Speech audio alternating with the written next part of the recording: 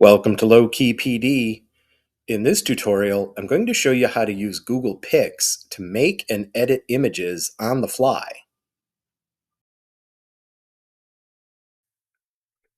So here I am at the Google Pics homepage. There's a number of ways to get here. There should be a link in Google Drive when you want to add something new like a file or a folder. You can go to docs.google.com/images, or you can just type in pics.google.com. And basically, what this is an artificial intelligence image generation and editing tool. And you're going to be, I think, a little bit surprised at what you see when you start a new image, which I'm going to click on this. All right, so I'm going to get to this page, and you're going to notice something is conspicuously absent here. There's not a lot of menus.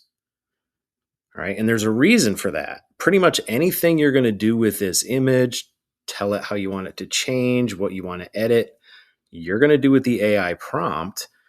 This is not a menu-based tool here. All right, so when you're on this new image page, you have a couple of different options that you can do like immediately. You can determine the aspect ratio, right? And there's a number of different options here. However, to be honest, even if you don't set the aspect ratio using this drop-down menu, you can include it, whatever aspect ratio you want, in your image generation prompt, and it will interpret that and then make it the correct aspect ratio. You can add pre-existing files from your computer, from your Google Drive, or from Google Photos, or you can just give it a prompt and it will generate that image on its own. So I'm just going to give it a specific prompt. Create an image of a highway being traveled by numerous horses. All right, so you might find it difficult to find an image that has this specific kind of visual to it, but tell it what you want, starts to generate it. All right, so here I've got a highway being traveled by a number of horses, a large number of horses. And then notice here where it says detecting objects. What the app is doing is sort of separating this picture into smaller parts. All right, so there's individual horses, there's this little street sign over here, there's the mountains. And what this allows you to do is you can highlight the specific part. So let me just click on the sign. The sign says Interstate 80 East, Salt Lake City, 140 miles. Okay, I don't live anywhere near Salt Lake City.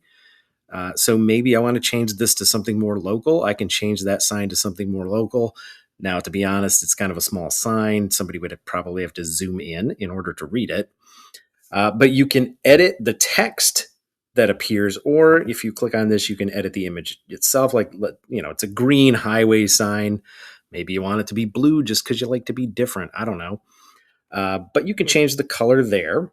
And then if you go over here, you actually can choose from 4 different options for which picture you like better. All right, so I'm just going to go back to this first one, and I'll click on the sign, and we'll go interstate. We'll go, let's see, what's a good local one? Interstate 65.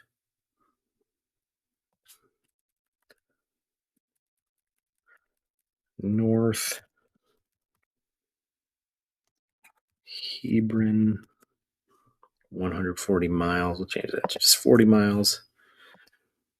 All right, and then I just save that. It doesn't do it right away because what it's going to allow me to do is sort of collect all the different edits that I want and then apply them all at once. So let's take this horse, make this horse green, and then apply 2 edits. And now it's just going to basically take those different parts of the image. It's going to keep everything else the same, but it's going to direct its efforts at changing those 2 parts of the image in the way that I wanted to. Unfortunately, it made both of these horses green, but whatever. I don't think that really matters. It did change the sign. So that's kind of a neat little tool here that Google is making available. Teachers, this kind of makes the possibilities endless. You could create a visual for pretty much any topic you wanted. You could just get it started. You could fine tune it to make it exactly what you want by changing it. Pretty much everything is prompt based. So when you find something in the image you want to change, you can just ask it to change it. And then it does that because you're going to notice there's not a whole lot of menu options here, very few. Once you have an image, you can change it. Do you want it to fit? Do you want it to be 50%, 100%, whatever? So many things you can do here. For teachers, just the possibilities are endless. Any kind of visual aid you can think of, you can have it made in seconds. You can fine tune it, edit it, make it exactly what you want. Just kind of a crazy cool little tool from Google here. Don't forget to like and subscribe for more tech tutorials, and you can find my videos on YouTube by searching Low Key PD.